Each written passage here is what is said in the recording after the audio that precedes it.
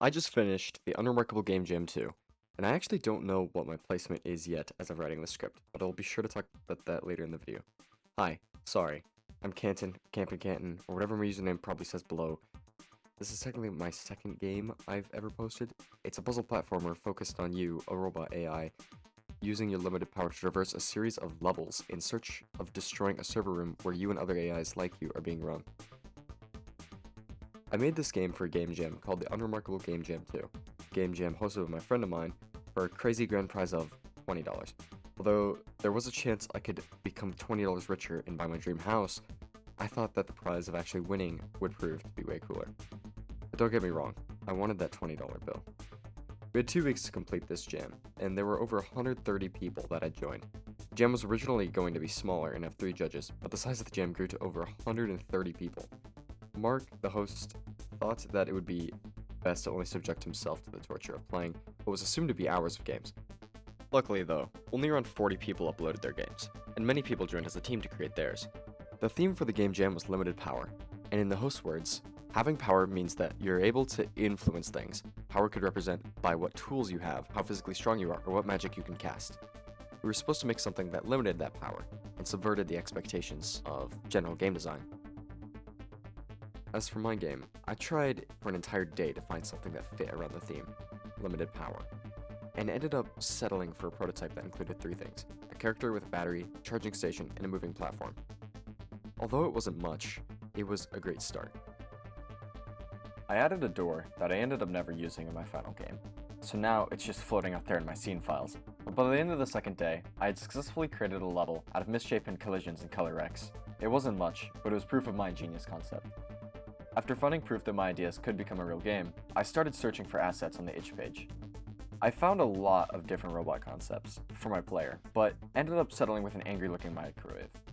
I knew I needed a tile set, so I found one called the Industrial Tile Maps. If I remembered who I got them from, I would have definitely included them in the credits, but I have a really hard time remembering where all the different assets came from. I just hope they don't sue me for all my belongings, and the $20 I might just earn. With the prototype looking slightly less like a fever dream, it was finally time to make an actual game. The moving platform was a start, but one mechanic wasn't exactly going to carry 10 levels, so I needed more ways to make the player interact with the world. The first mechanic I added was the receiver. It lets the player dump their remaining battery into machines around the level. Once you power something, you're suddenly stuck with a lot less energy, so every puzzle becomes a question of what are you willing to give up. Aside from just a door, receiver, and moving platform, I knew I needed to introduce another mechanic to the game. I thought about one of my favorite puzzle games, Portal 2, specifically a mechanic that involves a tractor beam. I found an asset on the itch page and began making my own version of it. In my case, it was powered by wind, and due to lack of programming knowledge, it was only going to push the player up. With this new part, I can add to the levels. I began creating level 2, focused around energy conservation and teaching the player to not put everything into one receiver.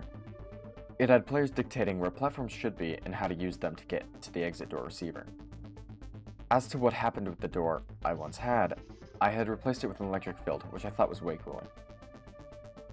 Before we get to the most influential part of my game, the ball and socket, I had to find a way for players to traverse levels.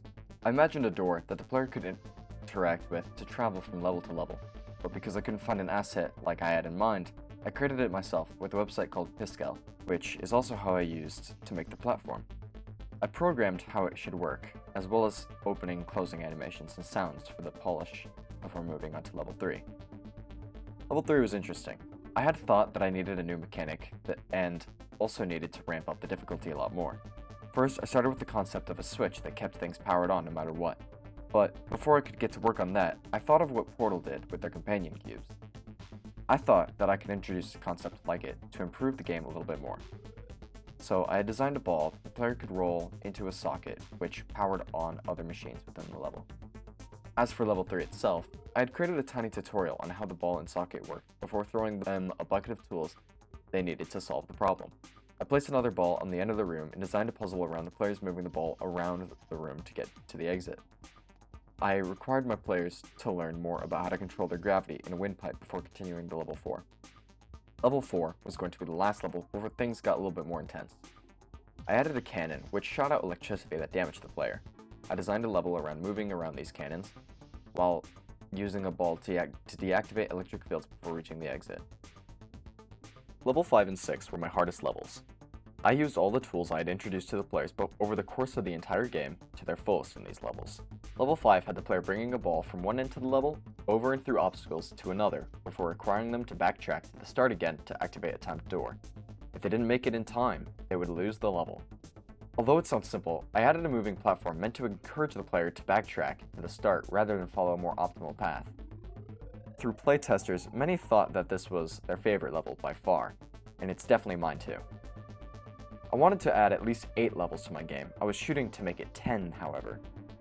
The burdens of level design was by far the hardest part of this entire jam. I constantly needed to innovate and subvert player expectations without making the level too impossible. If you ever want to get into game dev, know that coding and a bunch of other skills you might need are actually much easier than it looks. And it looks like child's play in comparison to good level design, especially for a puzzle platformer. Level 6 was similar to level 5, in the fact that you needed to bring a ball from one side of the level to another. However, this time it was a much larger level, with more obstacles in the way. Players would need to dodge and maneuver through the level with fine accuracy or lose the level.